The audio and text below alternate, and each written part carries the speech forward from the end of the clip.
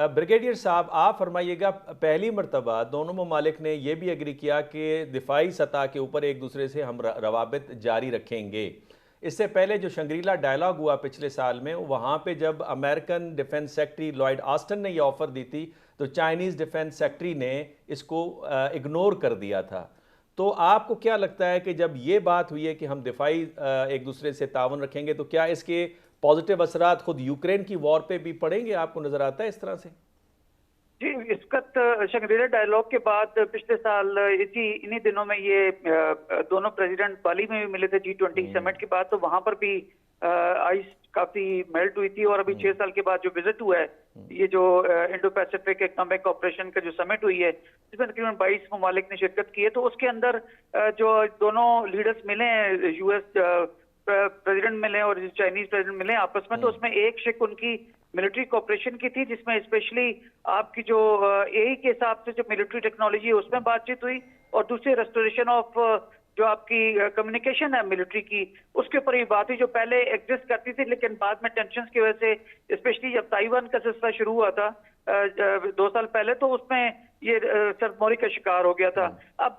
दोबारा से इस बात की इंतहाई जरूरत थी कि मिलिट्री और डिप्लोमेटिक लेवल पे आपकी कम्युनिकेशन स्पेशली मिलिट्री लेवल पे जरूर हो, ताकि आपकी जो मिसपरसेप्शंस हैं, ये मिसकैलकुलेशंस की वजह से, क्योंकि दोनों मुल्क बहुत इंतहाई ताकतवर हैं दुनिया के, तो उसमें कोई मिसकैलकुलेशन की वजह से कोई इस तरह की अनइंटेंडेड कोई आपस में कोई कॉन्फ्लिक्ट ना जनरेट हो जाए, या कोई इस तरह का कोई अटैक ना हो जाए जिसमें कोई मिसअंडरस्टैंडिंग हो। तो वो एक इंतहाई अच्छी चीज है जो दुनिया के अमन के लिए जरूरी है। अब हम सब जानते हैं कि ये तकरीबन 50% ऑफ द ग्लोबल जीडीपी जो है वो इनके पास है, क्योंकि 28 ट्रिलियन की जो 28% जीडीपी जो इनके पास है अमेरिकन की ट्रिलियंस की, और तकरीबन 18 ट्रिलियन डॉलर्स की जो है वो चाइनीज की है जीडीपी। तो इनकी जो इनके इख्तियारात हैं, इनकी टेक्नोलॉजी इनके पास है, उसमें यही इंतहाई उभरती हुई टेक्नोलॉजी, उसमें बात काफी इंपॉर्टेंट हुई, बिकॉज चाइना भी ये चाहता है कि आपको जदीद टेक्नोलॉजी से आपके हम मांग रहे हो। जैसे चीमा साहब ने कहा कि अभी आने वाले दिनों के अंदर अब यूनिवर्सिटीज में भी, इवन पाकिस्तान में देखें तो कंप्यूटर साइंस या एआई के ऊपर काफी तहकीकात जा रही हैं, और बच्चे इसमें काफी बहुत ज्यादा इंटरेस्टेड, ग्लोबली ये ट्रेंड चल रहा है। तो चाइना भी ये चाहता है कि अमेरिका की टेक्नोलॉजी से मुस्तफीद रहे, और वही चाइनीज वापस जाके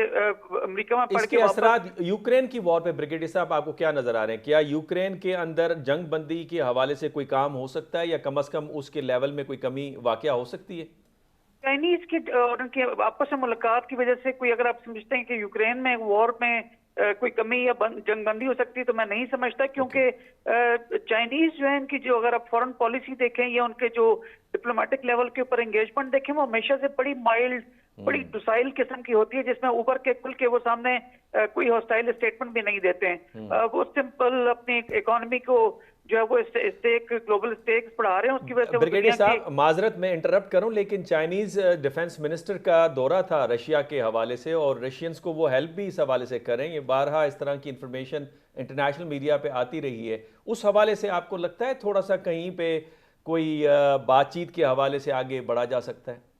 जी, इस पे ये तो उसमें देखें कोई ढकी छुपी बात नहीं है। रशियंस और चाइनीज हमेशा से एक पेज पर रहे हैं, माजी के अंदर भी, और हालिया जो स्ट्रेटेजिक डेवलपमेंट हो रही है दुनिया में उसमें भी। बाकी जो 3 आपके P5 मेंबर्स हैं, वो फ्रांस और यूके और